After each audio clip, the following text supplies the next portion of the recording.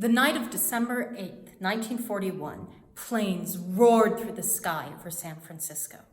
The next morning, General DeWitt, who was in charge of the defense of the West Coast, reported that no less than 30 Japanese aircraft had been in the sky over San Francisco, and that those aircraft could only have come from an aircraft carrier located just over the horizon, right off the coast. Years later, when we looked at the war records from Japan, we discovered something interesting. Those aircraft and that aircraft carrier never existed. They had all been part of the panic sweeping through the West Coast in the aftermath of Pearl Harbor. That panic had many long-lasting effects. Amongst them, an event that historians have called one of the worst civil rights violations in the history of the United States. Hello, my name is Cally Steussy. I'm the Museum Manager at Hart Mountain Interpretive Center.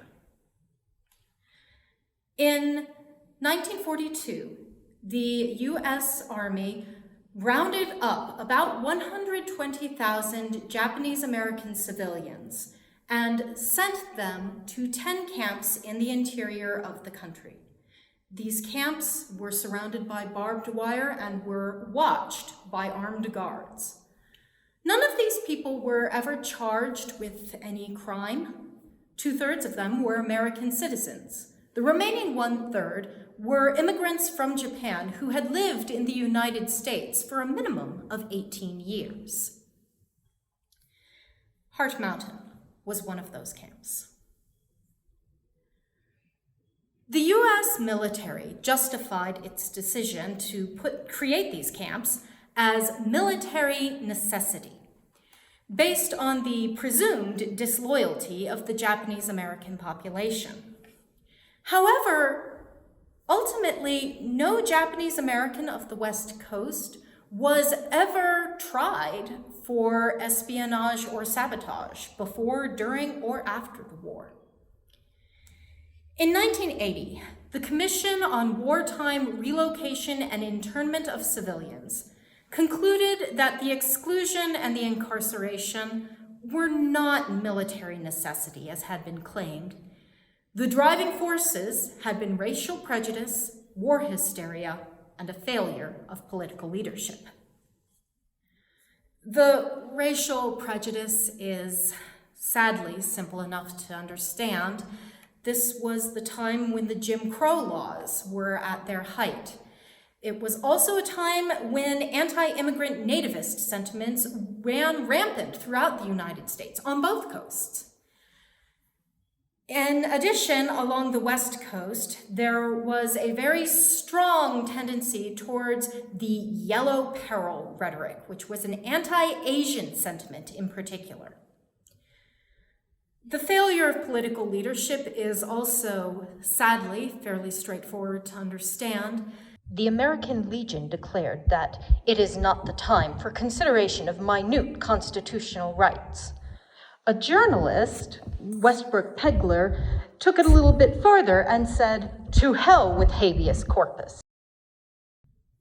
But what about the war hysteria?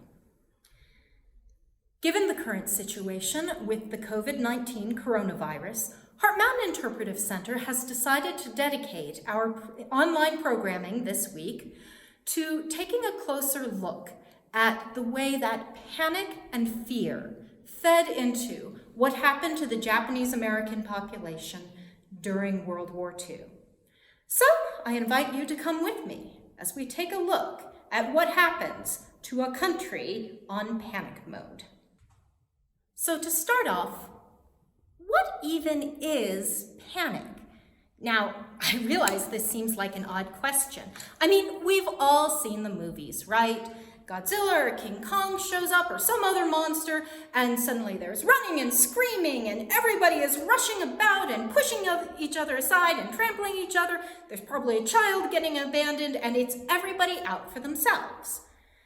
Interestingly, though, when I started researching for this talk, I discovered that, in fact, this sort of situation almost never happens in real life. Now, to be fair, we also don't often have monsters from movies coming down the street at us. But in fact, firemen and other first responders have verified that in a real-life crisis situation, this sort of panic generally doesn't happen. In fact, the people who research how people respond to disasters have come to the conclusion that, in fact, the reason that we see panic happening whenever there's a disaster happening is not because people are necessarily mindlessly panicking. It's because we expect people to panic that we see panic. Make a note of that. We're going to be coming back to that theme. In fact, what tends to cause panics is not some rampaging monster out of a movie. We're a little bit short on those anyways. Panics tend to happen during times of uncertainty. There's no way you can run away from a distant enemy fighting your army on the far side of the ocean, or a virus that's too small for you to even see. You can do small things to help to control the situation. You can grow vegetables in a victory garden and buy war bonds, or you might wash your hands regularly and perhaps do your best to stay 6 feet away from other people. But all of those feel very small. They tend not to give us a sense of control over the situation that we find ourselves in. That note about control, pay attention to that. We're going to be coming back to that too. To understand how fear can shape events, it helps to understand what actually happens when you're frightened. Now, you've probably all run across some variant on the phrase, too scared to think, or scared silly. This is a real phenomenon. Fear tends to sort of chip away at your ability to think rationally, which makes sense if you think about it. Thinking rationally takes time and it takes energy. It's work to think carefully and logically and balance everything out. Just think about how tired you were the last time you had to take a really long test or had to answer a really important question.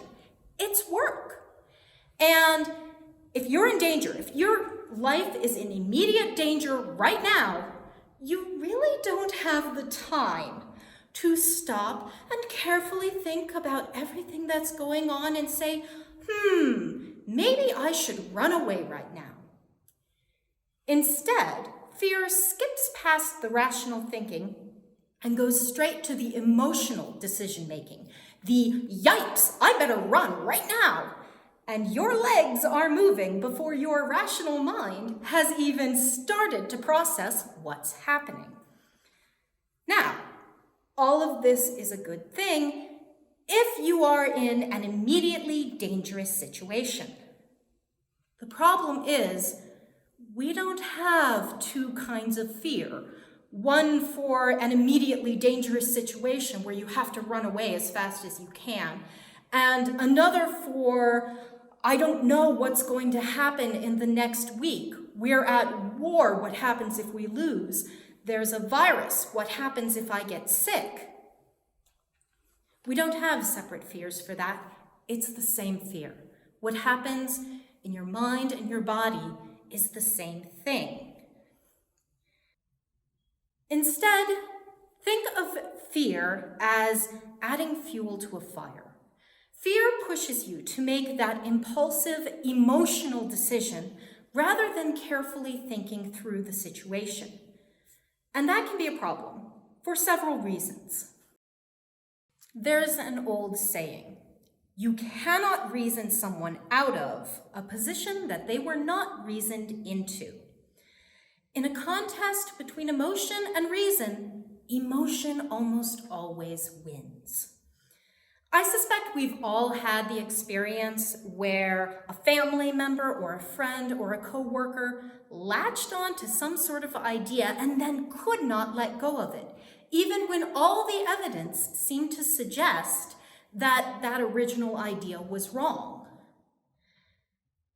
this is because emotional thinking depends on shortcuts. And those shortcuts sometimes end up taking you in the wrong direction.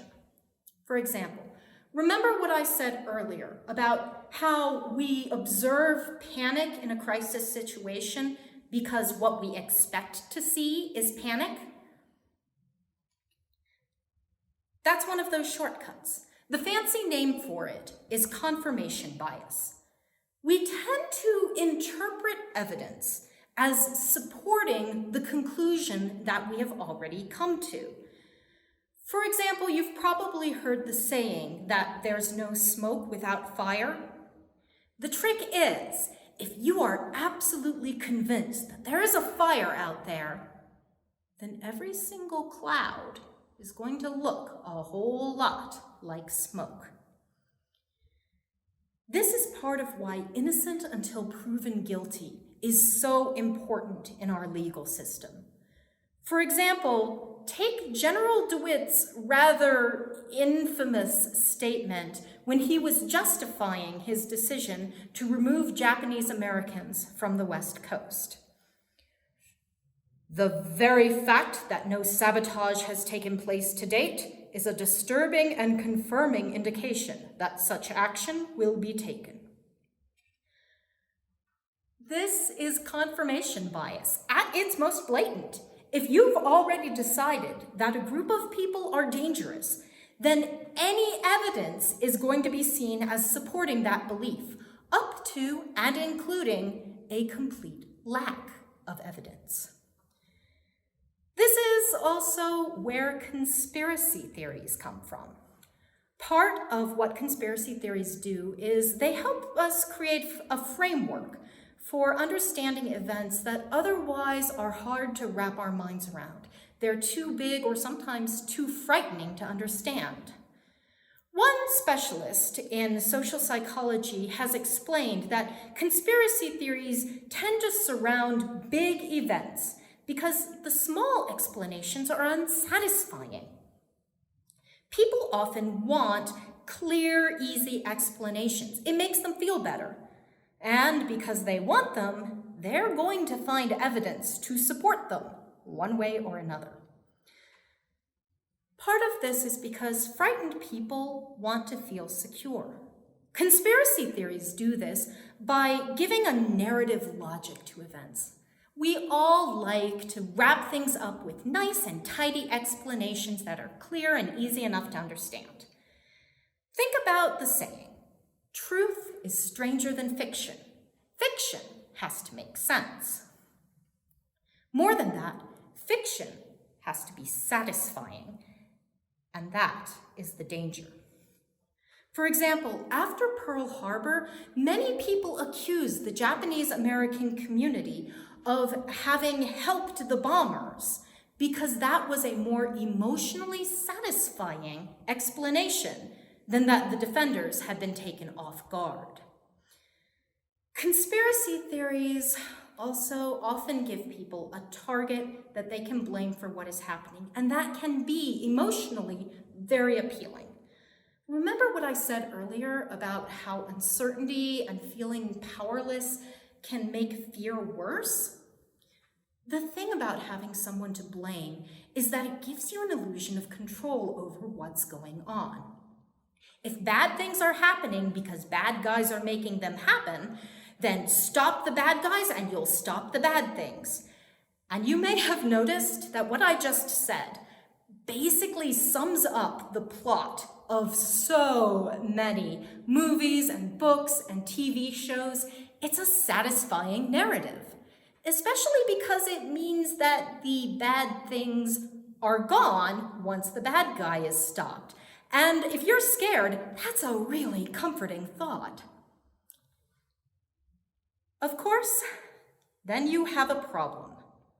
Where do you pick your bad guy for your conspiracy theory? The answer usually depends on stereotypes. Stereotyping is another one of those mental shortcuts. In the absence of any other information about a person or a group of people, then you tend to generalize based on maybe somebody similar to them that you met once, or a story that you heard from somebody that you met on the bus one day. The information can come from anywhere. The problem is that if you happen to decide that you already know everything that you need to know about that person, then you're going to ignore the reality of the people in front of you. Or more precisely, you are likely to interpret that reality in order to make it fit what you've already decided. For example, in the 1940s, everyone knew that Asians couldn't be assimilated into the United States to become proper Americans. Everyone knew that if you were ethnically Japanese, then you were automatically and genetically absolutely loyal to the Japanese emperor. And because everyone knew that, well, confirmation bias again. And you've probably noticed by now that a lot of these mental shortcuts tend to sort of loop into each other. This is part of why it's so hard to argue with emotion. It tends to create a sort of feedback loop on itself. By the way, if you ever catch yourself saying, well, everyone knows that, it's worth taking a moment to double check it. It's possible that you're dealing with a case where people simply say something over and over until everyone thinks it's true simply because everyone is saying it. You see, we often double-check our sense of reality by looking at what the people around us are doing. And, well, that can also lead to problems. You may have heard the phrase jumping on the bandwagon or groupthink. If everyone around you seems to really believe something, then that creates a very strong social pressure on you to think the same thing. And this could be as simple as just repeating what everyone says so that you don't stand out. But in many cases, you get people who subconsciously think, oh no, everyone else is saying this. I must be wrong. It gets worse when emotion is involved in several ways. For one thing, you don't actually need a large group of people to put that kind of social pressure on you. A very small group of extremely loud people can have a disproportionate impact. And, well, fear and strong emotion tends to make people louder. In addition, sometimes groups, especially groups that are frightened or under pressure, will interpret someone not agreeing with them as attacking them. And in that case, they may attack back. In addition, emotion tends to be infectious, particularly negative emotions like fear and anger. If everyone around you is calm but you are nervous, then you're likely to calm down. But if everyone around you is frightened, then you are very likely to pick that up one way or another. I mean, think about a haunted house. One person jumps and suddenly everyone in the group is screaming. And most of them have no idea why. They're just screaming. Now, none of this is new. We all rely on emotions and mental shortcuts in our everyday life. This is part of what it means to be human. We sometimes need quick and sometimes shortcut ways of thinking and reacting to the world. The problem is, as I said, fear is basically pouring the gasoline on at the same time that it's taking the brakes off. The brakes being the part of your mind that says, whoa, slow down, wait a minute, something doesn't add up here. With all that in mind, let's go back and look at what was happening on the West Coast at the end of 1941 and at the start of 1942. People were scared. The attack on Pearl Harbor had come as a complete shock to many people, and suddenly the United States had entered into a war that until that moment had seemed safely far away. I already mentioned the scare that happened at San Francisco with the airplanes that were never there immediately following Pearl Harbor. In addition, in the 6 months after that, the Japanese Empire had a string of victories as it pushed its offensive in the Philippines. So people were opening their newspapers every day, sometimes, to see news of a new Japanese victory. This did not make for a calmer environment, which helped lead to the Battle of Los Angeles. Haven't heard of it? There's a reason for that. A bit of context. On February 23rd, a Japanese submarine had attempted to bombard an oil field at Elwood. That particular bombardment was a failure, but it did mean that people were really high-strung. Tensions were running high, and a lot of people were convinced that there was going to be an attack on the mainland any day now. In fact, the very next day, February 24th, there was a warning that Los Angeles would be attacked within the next 10 hours. That evening at 7:30, there was a brief alert, but nothing came of it. And then, at 2:25 a.m., the air raid sirens went off, and the Coast Artillery Brigade was suddenly firing their machine guns and shooting anti-aircraft shells into the sky. The battle went on for 2 hours, and people reported seeing as many as 20 enemy aircraft up in the smoke.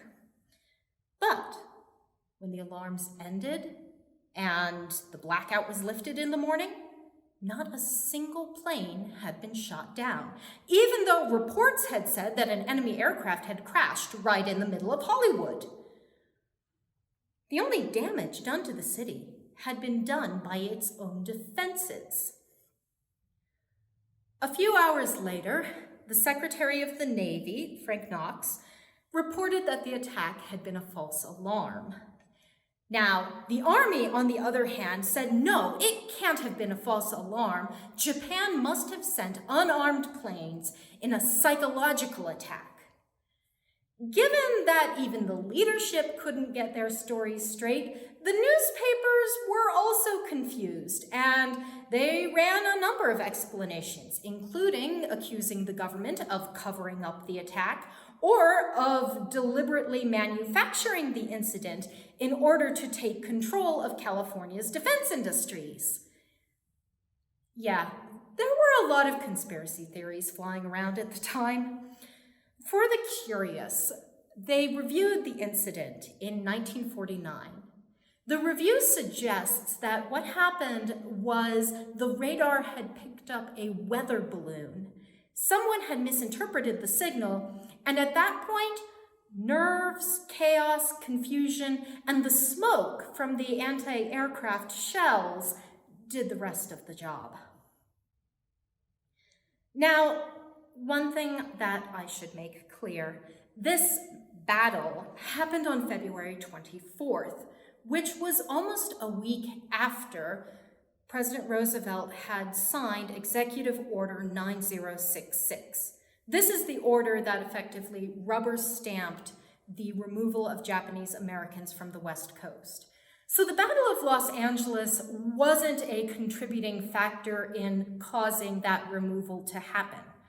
But it is a very clear demonstration of the sort of nervous energy that was going on the West Coast at the time. And not just among the civilians, but among the military defenders as well. And that is important and had consequences. For example, one of the accusations leveled at the Japanese American community was that they were signaling Japanese submarines using radios. Now, this confused the Federal Communications Commission, whose job it was to watch radio transmissions all along the West Coast, because the Army and the Navy were both reporting massive amounts of radio transmissions that the FCC wasn't picking up at all. In January, they finally figured out what was happening. You see, the military was relatively inexperienced when it came to radio intelligence operations, and so the Army and the Navy were both reporting each other's radio transmissions as enemy transmissions. Honestly, the story is almost hilarious, except for the consequences. Because by the time that problem was solved, the idea that Japanese Americans are sending secret radio transmissions to Japanese submarines, that had gotten into everyone's heads, and it stuck. We've come back to that problem of emotionally satisfying stories being more convincing than the bare facts, especially if the bare facts require someone to admit that they made a mistake. So when General DeWitt submitted his official report recommending the removal of Japanese Americans from the West Coast, he included reports of shore-to-ship signaling as one of his justifications. And people believed him because he was in charge. He was supposed to know this sort of thing. In fact, many historians have argued that General DeWitt was particularly prone to panic. You see, he was terrified that he might become a second General Short. General Short was the general in command of Pearl Harbor during the attack. According to Major General Joseph Stilwell, who served under DeWitt was willing to believe just about any rumor that came into his office. And the more dire the rumor, the more likely that DeWitt was to believe it. And now I have to make a confession. I started this presentation with the Commission's conclusion that what happened to the Japanese Americans was the result not of military necessity, but of race prejudice, war hysteria, and a failure of political leadership. Up until now, I have been focusing especially on the war hysteria aspect of this, especially the role of fear and panic. But in fact, you can't separate these different categories out so neatly. For example, part of the failure of political leadership had to do with the fact that leaders themselves were succumbing to panic. See General DeWitt. Other leaders themselves saw no practical reason for removing the Japanese Americans, but their constituents were certainly making a lot of noise about it, so it was politically expedient to do so. And in the case of some, including the Army, they actually found the panic to be useful in uniting the United States, which up until the bombing of Pearl Harbor had been very divided over whether or not to actually get involved in the war. The Commission called what happened in 1941 and 1942 war hysteria. I admit, I have not actually managed to find a solid definition for the term war hysteria, although it does get used on occasion. In practice, though, war hysteria seems to refer to what happens when you have all of the fear, all of the worry, all of the uncertainty that comes with being at war. And then your leaders point to someone, a group of people, a country, and they say, there is the enemy. If you'd like to hear more about this, then I invite you to sign back in on Friday, when my colleague Danielle Constein will be speaking specifically about the role of propaganda on the West Coast in World War II. In the meantime, however, it's worth noting that both in terms of propaganda and panic, racism was helping to feed the fires of all of this. In fact, half of the reason that there was such a panic after Pearl Harbor had to do with something called the Yellow Peril, which was an anti-Asian rhetoric that was widespread not just in the United States, but throughout Europe as well. The Yellow Peril basically boils down to a fear of non-white East Asians plotting to rise up and take over the Western white colonial powers. Although usually China was framed as the antagonist of choice for such narratives, when they bothered to make such distinctions at all, people were very quick to move Japan into the favored villain role, especially after Japan's victory in the Russo-Japanese War. And fiction writers had picked up on this and used it as fuel for their narratives. For example, H.G. Wells's famous War of the Worlds was actually part of a wide genre in British literature called invasion literature. And yes, it was usually Asian countries who were the bad guys in this literature. This genre of literature was in the United States as well.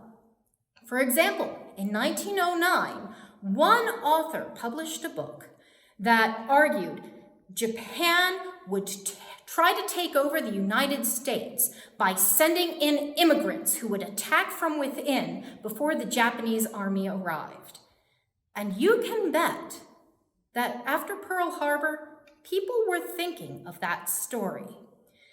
Because when fear rules, a clear and scary fiction can feel far more real than the probably not of fact.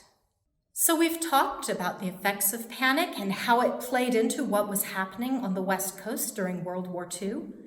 But how do you deal with panic? How do you keep panics like this from happening? The first is to just stop and breathe for a few minutes. The world isn't going to end if you take some time to center yourself. And it's useful for two reasons. The first is that stopping yourself helps you ride out that first impulsive yikes reaction when fear is pushing the accelerator and trying to drive your decisions. Secondly, interestingly, breathing actually helps. I mean, beyond the fact that we all need to breathe. But you tend to breathe faster when you're scared. So if you can slow your breathing down, you will actually make yourself less scared. The fancy name for this is biofeedback. In addition, if you're concentrating on your breathing, it helps break your mind out of chasing itself in circles, which is one way that unease can spiral outwards into panic. It also helps to simply be aware of the way that fear can affect your thinking. One of the most dangerous parts of losing your ability to think rationally is you also tend to lose your ability to recognize that you are not thinking rationally. Knowing that that can happen is one way that you can help yourself catch it. In addition, knowing the sorts of mental shortcuts that all of us take to a certain extent, but that tend to be much stronger when we're frightened, knowing what those are can help you catch yourself when you're falling into them. Speaking of catching yourself, also remember to check your information. Remember, anyone can struggle to think clearly in a scary situation, and this includes the people that we normally rely on to give us information. Think about General DeWitt, leader of the defense of the West Coast. But he was panicking, and so he was not giving reliable information. This can happen to anyone, leaders, media, friends, family. So it's useful to always double-check your information. Try to cast as wide a net as possible. In addition, remember that some people may believe the worst-case scenario predictions. Other people might maintain their sense of safety by denying that anything's happening at all. Other people might deal with it by looking for someone, anyone, to blame. So be compassionate, thoughtful, and careful. And pay attention to the mood of the people around you. Emotional contagion is a real thing. If everyone around you is panicking, it's going to be harder to keep yourself calm. On the other hand, if you can manage to keep yourself calm in that situation, you're going to make it that much easier for the people around you to calm down as well. Finally, remember that panic is not inevitable. In 1983, a Russian officer, Stanislav Petrov, detected what looked like nuclear missiles launching from the United States. This was a period of particularly strained relations during the Cold War, and it could easily have turned into a nuclear war. But Petrov recalled that the equipment he was using was sometimes unreliable, and so he made a hard decision. He decided to wait and verify the information first. And in fact, as it turned out, like the planes over San Francisco and Los Angeles in World War II, the launch was a false alarm. Likewise, not everyone was convinced by the rhetoric and panic of the West Coast during the early months of 1942. There were officials in the government who were fighting against the push to confine the Japanese Americans. And in fact, some surveys suggested that well over half of the population of the West Coast didn't support the removal of the Japanese Americans, or at least they didn't think it was necessary.